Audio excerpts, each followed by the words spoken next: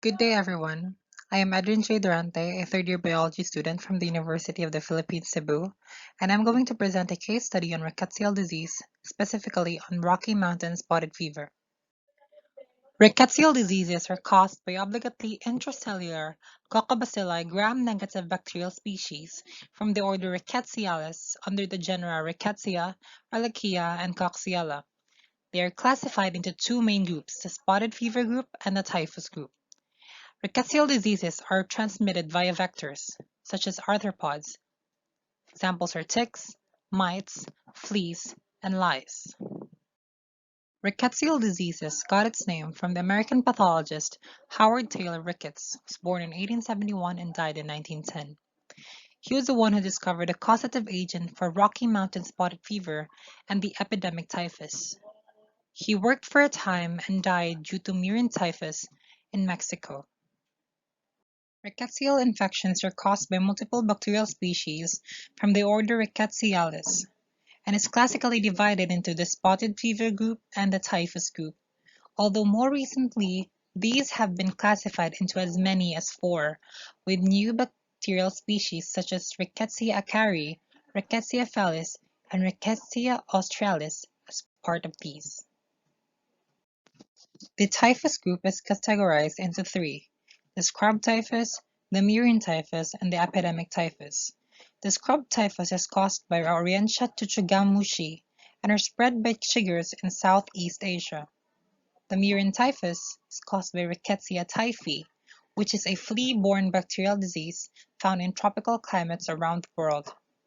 Lastly, the epidemic typhus is caused by Rickettsia prowazekii, which is a disease that spread by body lice and responsible for millions of deaths in the past century. The typhus group is reported by Brittany. This case study mainly revolves on the spotted fever group. These are a group of tick-borne infections caused by some members of the genus Rickettsia. SFG are diseases that are zoonotic, and domesticated animals and humans are just accidental hosts. Rickettsia of this group multiplies in the nucleus and the cytoplasm of host cells. Among many diseases of the spotted fever group, we will focus on the Rocky Mountain spotted fever. The Rocky Mountain spotted fever is caused by bacterial species called Rickettsia rickettsii and is considered as the most common rickettsial disease. Individuals younger than 19 years old are at risk, and males affected twice as often as females. It is common during summer months and is considered as a serious disease with 35% mortality rate. It is mainly transmitted by ticks that must remain attached for hours in order to transmit the disease. Incubation period lasts from 3 to 12 days and is followed by a severe headache, chills, fever, aching, and nausea. This study reports a case of septic shock caused by Rocky Mountain spotted fever. This report is by Courtney Hatcher, Brian Karahalios, and Manjulatha Badam, which was published on August 4 of 2018.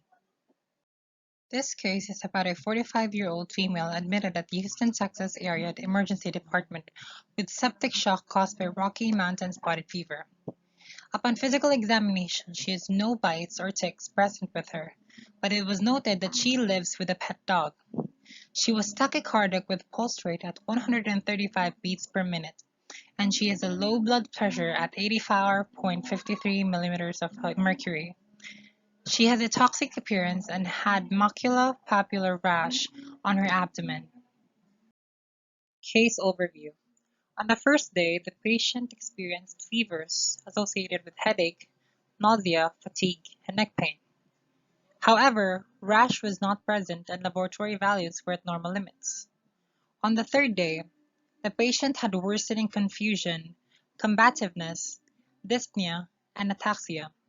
Overnight, she evolved septic shock and then required intubation for acute hypoxic respiratory failure. On the fifth day, the patient had small bilateral pleural effusions and interstitial edema. She was then required an IV of vancomycin, meropenem, acyclovir, and doxycycline for suspected meningitis. On the seventh day, the patient's fever ceased and was then extubated. She was then transferred from the ICU to the floor and was discharged home on day 12. A laboratory test was conducted to know the possible agents that caused the patient to develop such disease. It was found out that the patient had Rickettsia rickettsii and Rickettsia typhi. However, rickettsial titers were repeated for possible cross-reactivity, and Rickettsia typhi antibodies were noted to be negative, meaning that the Rickettsia rickettsii dominated over the Rickettsia typhi agents. Host response.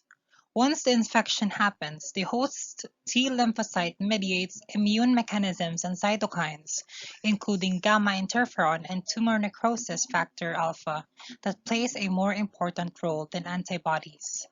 The host response includes fever and headache, meningeal response, and rashes.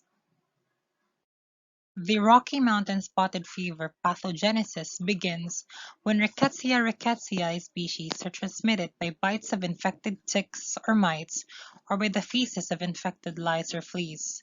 From the portal of entry in the skin, rickettsia is spread via the bloodstream that targets the endothelium and at some point the vascular smooth muscle cells. Rickettsia species enter their target cells, multiply by binary fission in the cytosol, and damage heavily parasitized cells directly. Bacteria multiply at a site and later disseminate via lymphatic drainage. Bacteria is phagocytosed by macrophages, and after 7 to 10 days, the organisms disseminate. They replicate in the nucleus or the cytoplasm of endothelial cells, causing vasculitis. Infected cells show intracytoplasmic inclusions and intranuclear inclusions. Endothelial damage and vasculitis progress, causing the development of maculopapular skin rashes, perivascular tissue necrosis, thrombosis, and ischemia. Disseminated endothelial lesions led to increased capillary permeability, edema, hemorrhage, and hypotensive shock. Endothelial damage can lead to activation of the clotting system.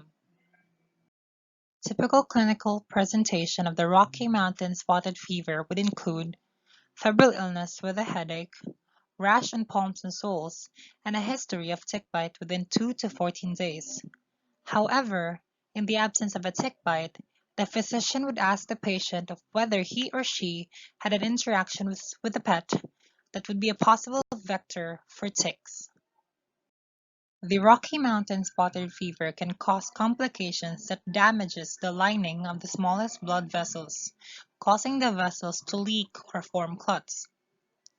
Possible complications may include encephalitis or the inflammation of the brain, heart and lung inflammation, blood vessel damage, vessel leak that forms clots, renal failure, and serious infections that leads to amputation.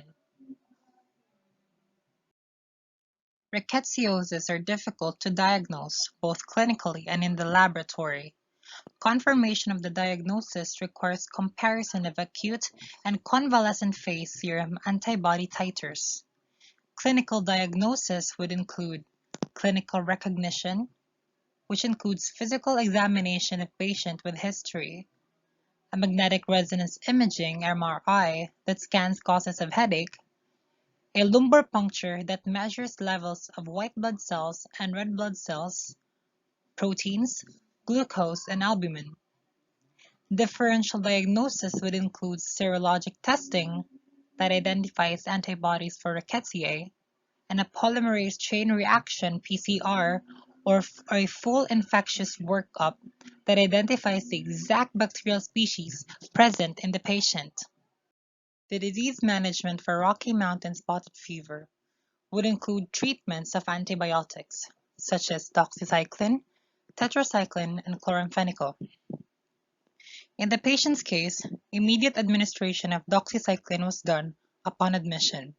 The patient responded very well to the treatment for Rocky Mountain spotted fever, along with adequate supportive care. Doxycycline is a drug of choice for both adults and children for the treatment of Rocky Mountain spotted fever.